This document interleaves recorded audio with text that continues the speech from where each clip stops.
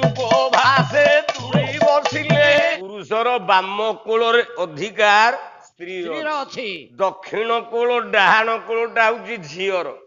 ଏ ମୂର୍ଖ ଯମ ନିଜ ମାକୁ ଗୋଇଠା ମାରିଥବାରୁ ଗୋଡ ଫାଇଲେରିଆ ହେଇଯାଇଛି। ରାଜା ବିଚାର କଲା। ଆଚ୍ଛା ମିଥୁ ବିଚାରାର୍ଥ ମଥୀସ ପାର୍ଥିବ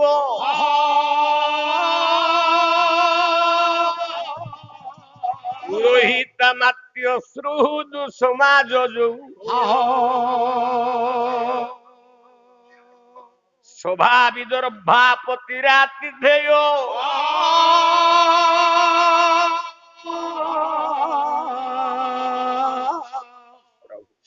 ସନ୍ଦେହୀ ସନ୍ଦେହ ନିରାଶ କାରଣ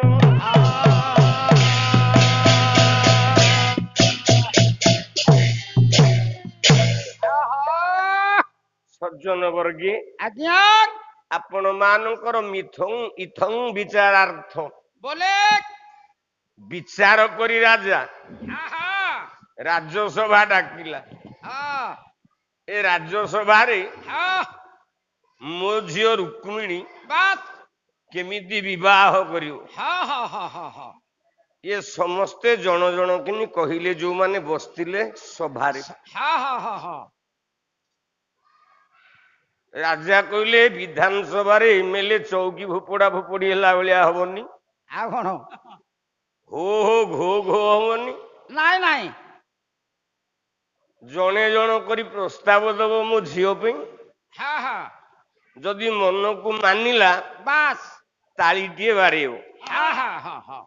ହେଲା ଯଦି ମନକୁ ନ ମାନିଲା ନ ମାନିଲା ମୁହଁ ତଳକୁ କରିକି ବସିବ। କଣ କରିବ? ସତ କଥା ଆଉ ତେଣୁ ମୋ ଝିଅକୁ କିଏ ବାହା ହବ?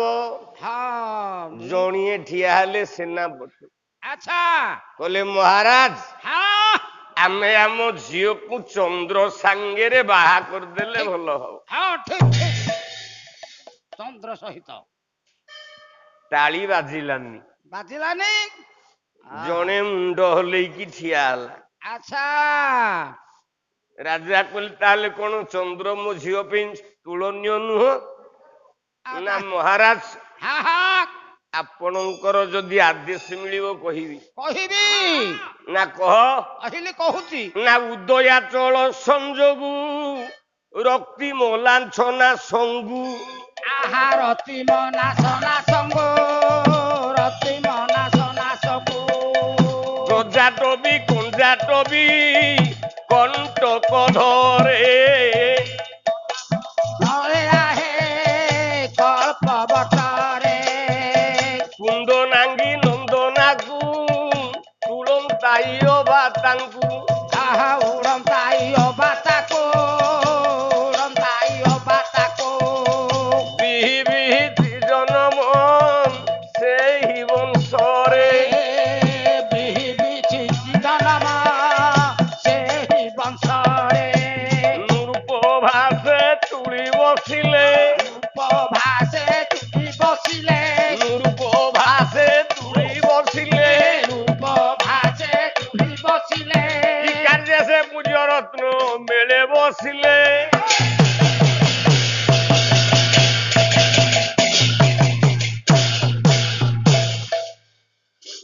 ମହାରାଜ ହବନି।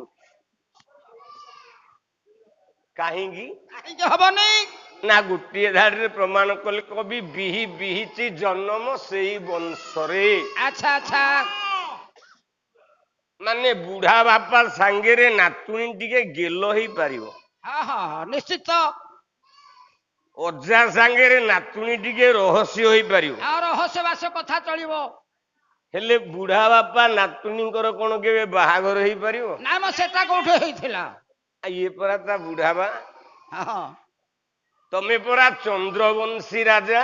ବାସ୍ ଚନ୍ଦ୍ରଙ୍କର ବଂଶରେ ତମର ଜନ୍ମ ହେଇଛି। ବାସ୍ ବାସ୍ ତମେ କେମିତି ରୁକ୍ମିଣୀ ସହିତ ବାହାଘର ଦବ?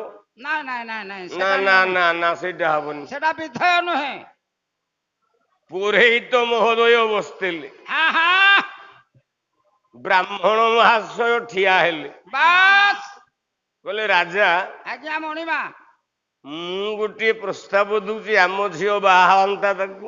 ଆଚ୍ଛା ଆଚ୍ଛା ନା ସିଏ କିଏ ଇଏ ସିଏ କଲା ପୁରଧା କହେ କଷଟି ହୋ ପୁରଧା ଶହେ କଷଟି ପୁରଧା ଶହେ କଷଟି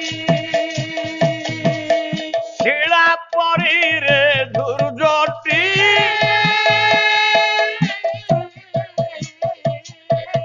ଗୋଳାକୁ ଗରଳ ପାଶେ କରିଅ ভালরে ভালো করে অছন্তে ভালরে ভালো করে অছন্তে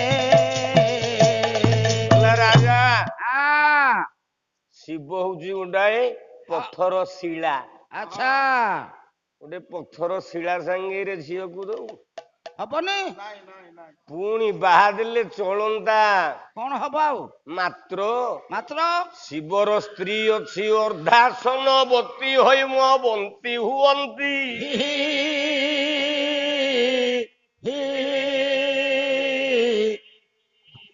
ଶିବର ଗୋଟାଏ ସ୍ତ୍ରୀ ଅଛି ଆଉ କଣ ନା ହଉଛି ପାର୍ବତୀ ପାର୍ବତୀ ହଁ ସତ କଥା ଅର୍ଦ୍ଧାସନବତୀ ହୁଅନ୍ତି ବୋଲନ୍ତେ বলে ନାରୀ ପୁରୁଷର ହଉଛି ବାମାଙ୍ଗୀ আচ্ছা ପୁରୁଷର ବାମ କୋଳରେ ଅଧିକାର ସ୍ତ୍ରୀର ସ୍ତ୍ରୀର ଅଛି। ଅଛି ତୁ ଚକମାଲି କରି ଘରେ ବସିଥବୁ বাস ବୁଢୀ ଯଦି ତୋ ବାଁ କୋଳରେ ବସିଲା କିଛି ଅସୁବିଧା ନାହିଁ হ্যাঁ হ্যাঁ অসুবিধা নাই ନା আচ্ছা ଦକ୍ଷିଣ କୋଳ ଡାହାଣ କୋଳଟା ହଉଛି ଝିଅର বাস କନ୍ୟା ରତ୍ନ ଝିଅ ଡାହାଣ କୋଳରେ ବସିଲେ হ্যাঁ হ্যাঁ ପାପ କିଛି ନାହିଁ আচ্ছা ନା ତାହେଲେ ଯଦି ବାମ କୋଳରେ ବସିଛି ପାର୍ବତୀ হ্যাঁ ଡାହାଣ କୋଳରେ ତ ରୁକ୍ମିଣୀ ଯଦି ଶିବର ବସିବ ସିଏ ଝିଅ ହେଇଯିବ সত কথা ତାହେଲେ କୋଉ ନ୍ୟାୟରେ ତା ସାଙ୍ଗରେ ବିଭାଘର ହବ হা, হা, হা, হা, হা, হা। କିଏ କହିଲା ଯମ ସାଙ୍ଗରେ ବାହାଘର ଦବ? আহা ঠিক কথা জম সাথে হলে বাম বଢିଆ হব বিলকুল ଆଉ ଦୁଃଖ ନାହିଁ ମୃତ୍ୟୁ ଦେବତା ଯମ ଆମ ଝିଅ ଜମା ଆଉ ମରିବନି ମରିବନି ଚିରଦିନ ପାଇଁ ରହିଥିବ ଆଉ ଜଣେ କହିଲା ନା ଗୋଟେ ଫାଇଲେରିଆ ପେସେଣ୍ଟକୁ ଆମେ ଝିଅ ଦବୁ ଓହୋ ସତ କଥାରେ ଏ ମୂର୍ଖ ଯମ ଆ ନିଜ ମାକୁ ଗୋଇଠା ମାରିଥବାରୁ ବାସ୍ ଗୋଡ ଫାଇଲେରିଆ ହେଇଯାଇଛି ପୂଜ ରକ୍ତ ବହୁଛି ଆମ ଝିଅ କେତେ ପୂଜ ରକ୍ତ ବାଛୁଥବ ଏ ସତେଲ ସଖେ କୋତରା ଗୁଡିଆକୁ ଦବାନି ତାକୁ ଦବାନି ମ ନା ଶିବ ହବ ନାଇଁ ନା କେମିତି ହୁଅନ୍ତା ଗରଳ ଗିଳା ଶିବ ଆଉ କଣ ଭାତ ଖାଉ ଖାଉ ଯଦି କୋଉଦିନ ଟିକେ ଖାସି ଦବ ଯୋଉ ଗରଳ ଗୁଡାକ ଗିଳିଛି ହଁ ହଁ ହଁ ସେଗୁଡାକ ଭାତରେ ପଡିବ ଓହୋ ଆମ ଝିଅ ରୁକ୍ମିଣୀ କଣ ଜୀବନ ଯିବ ନାଇଁ ନାଇଁ ସେଇ ଗରଳକୁ ଯଦି ରୁକ୍ମିଣୀ ଖାଇବ ବୋଲେ ତାହେଲେ ମରିବ ନାଇଁ ଲୋ ବାପା ସେଠେଇ ଦବାନି ତାକୁ ଦବାନି ନାଇଁ ନାଇଁ ନାଇଁ ନାଇଁ ନାଇଁ